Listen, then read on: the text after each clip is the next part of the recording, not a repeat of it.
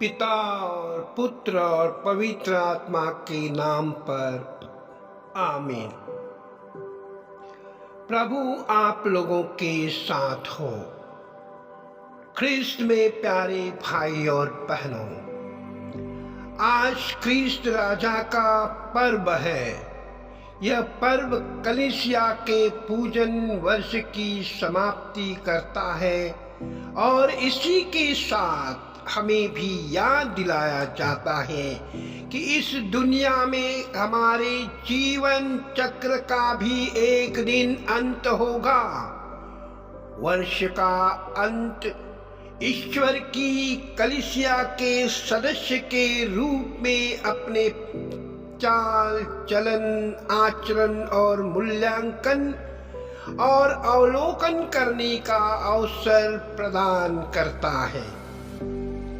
आज का सुसमाचार बलपूर्वक इंगित करता है कि अपने अनादि अनंत घर में प्रवेश निर्भर करता है कि कहाँ तक हमने जरूरतमंदों को सांत्वना और मदद देने की कोशिश की। जब हम दूसरों के साथ उसी प्रकार का व्यवहार करते हैं जिस प्रकार ख्रिस्त ने किया, ख्रिस्त के राज्य में स्थान पाने के लिए हम सुनिश्चित हो जाएंगे। यह चुनौतीपूर्ण सुसमाचार है जिसका विशेष महत्व है। न्याय के दिन को प्रभावशाली ढंग से चित्रित किया गया है और ख्रिस्त के साथ होना या विरुद्ध होने को सख्त रूप में पेश किया गया है। बीच का कोई रास्ता नहीं। इस पर हम विचार नहीं कर सकते हैं जब तक अपने जीवन क्षेत्र जहां बदलाहट और सुधार की आवश्यकता है महसूस नहीं करते। यह बदलाहट और सुधार निर्भर करेगा जब हम पहचान पाएंगे कि कैसे हम ख्रिस्त के अंग बनकर उनके मिशन में सहभागी हो सकते हैं। जब हम लोगों की भलाई और मान मर्यादा के लिए दूसरों के पास पहुंचते हैं, ख्रिस्त हमारे बीच लोगों के लिए प्रकट होते हैं। जो भी अच्छा काम हम दूसरों के लिए करते हैं, हम ख्रिस्त के लिए करते हैं। जब हम सेवा कार्य में अपना समय, अपनी शक्ति और प्यार देते हैं, ख्रिस्त हमारे हृदय में, हमारे अगल बगल, हमारे बीच में दुनिया में राज्य करते हैं। वो हमारे दिलों का राजा है, हमारे दिल में राज्य करता है। अगर हम अनम्रता का चोंगा पहनकर ख्रिस्त के अनुयायी, ख्रिस्त के अनुसार कार्य करेंगे तो ख्रिस्त राज्य का अर्थात स्वर्ग राज्य का प्रचार प्रसार कर सकेंगे और दुनिया में अपने आचरण द्वारा अपने प्रभु यीशु ख्रिस्त की गवाही दे सकेंगे। ख्रिस्त में प्यारे भाई और बहनों, एक महाराजा था जिसका कोई वारिसदार नहीं था और इसलिए उसने ऐलान किया कि कुछ नौजवानों की आवश्यकता है जो मेरा वारिसदार बन सकते हैं। दिन आया, उस दिन बहुत सारे नौजवान, ताकतवर, बलवान, दिखने रूपरेखा में देखने के इसलिए सुंदर से ऐसे नौजवान प्रस्तुत हुए और लेकिन राजा को कोई पसंद नहीं आया इस युवक में। लेकिन राजा ने एक युवक को देखा जिसकी परीक्षा की थी। राजा ने अपने कचरा बीनने वाले के कपड़े पहने थे और आने जाने वाले युवकों पर नजर रखी थी। जब ये गलेरिया का लड़का आया, उसने देखा कि इसके अंदर कुछ गुण है, तो उसने उसके पास दान धर्म के लिए मांग की।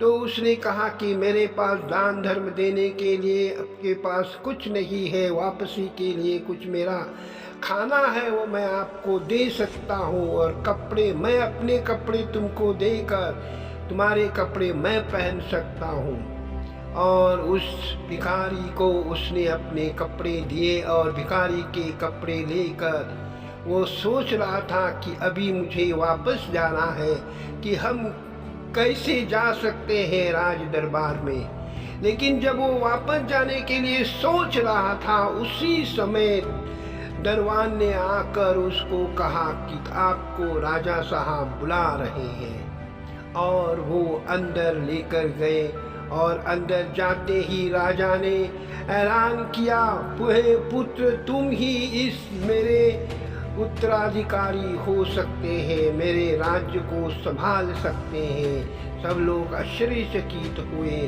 इस लड़के ने राजा की तरफ देखा तो भौचक्का हो गया, क्योंकि उसके कपड़े जो भिखारी के रूप में राजा ने लिए थे, वही कपड़ों के साथ राजा उधर था। राजा ने इस लड़के को सिंहासन पर बिठाया सजा धजा कर, और उसको अपना राज्य का उत्तराधिकारी बनाया। कृष्ण में प्यारे भाई और बहनों, हम लोग रोज अगर अच्छे कार्य करेंगे, और अगर अच्छे कार्य कर कर हम अपना जीवन बिताएंगे कृष्ण के समान, दूसरों की सेवा करेंगे, बेसहारों को सहारा देंगे, नंगों को कपड़ा देंगे, भूखों को खाना खिलाएंगे, प्यासों को पानी पिलाएंगे, तो जरूर ही हमारा इनाम हमको मिलेगा, और हम इसी लड़के के समान एक दिन अनंत जीवन में प्रवेश कर सकते हैं। इसलिए राज दरबार में जाने के लिए, कृष्ण स्वर्ग राज्य के अधिकारी होने के नाते हमें ये कार्य करना होगा, और इसी प्रकार का हमारा आचरण हो जिससे हम कृष्ण की गवाही दें।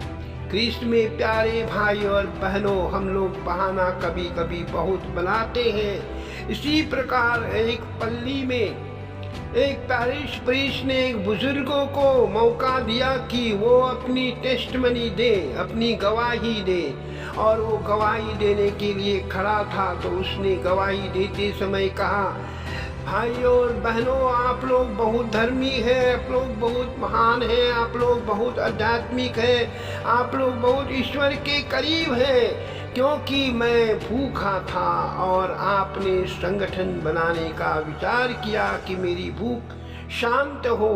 मैं प्यासा था और आप लोगों ने सुविचार किया कि कुआं खोदें और मेरी प्यास बुझाएं। मैं बीमार था और आप लोगों ने मेरे लिए प्रार्थना की। मैं बेसहारा था, आप लोगों ने मेरे साथ सहानुभूति प्रकट करते हुए मेरे लिए प्रार्थना की थी। आप लोग महान हैं, आप लोग धर्मी हैं, आप लोग ईश्वर के करीब हैं, लेकिन मैं आज भी नंगा हूँ, मैं आज भी बीमार हूँ, मैं आज भी भूखा हूँ, आज भी मैं प्यासा हूँ, मेरा कोई देखभाल करने वाला नहीं है। कृष्ण में प्यारे भाई और बहनों, इसी प्रकार की सहानुभूति दर्शाकर, इसी प्रकार की प्रार्थना करके हम लोगों की भूख शांत नहीं कर सकते हैं, प्यास बुझा नहीं सकते हैं, नंगे को कपड़ा नहीं पहना सकते हैं, उसको ढांक नहीं सकते हैं, बेसहारों का सहारा नहीं बन सकते हैं, जब तक कि हम कुछ कार्य न करें। और जब हम कार्य करेंगे तो विनम्रता के साथ, नम्रता के साथ कार्य करते रहें, और कार्य करते हुए प्रभु अपने आचरण के द्वारा प्रभु की गवाही दे, और सुनिश्चित करें कि हम स्वर्ग राज्य के उत्तराधिकारी है, साम्राज्य के अधिकारी है। हम स्वर्ग राज्य को फैलाना, स्वर्ग राज्य का प्रचार प्रसार करना हमारा परम कर्तव्य है। इसीलिए इसी प्रकार से कार्य करते हुए हम ईश्वर की गवाही दे और स्वर्ग के राज्य को प्रचार प्रसार करके फैलाने का प्रयास करें। पिता, पुत्र और पवित्र आत्मा के नाम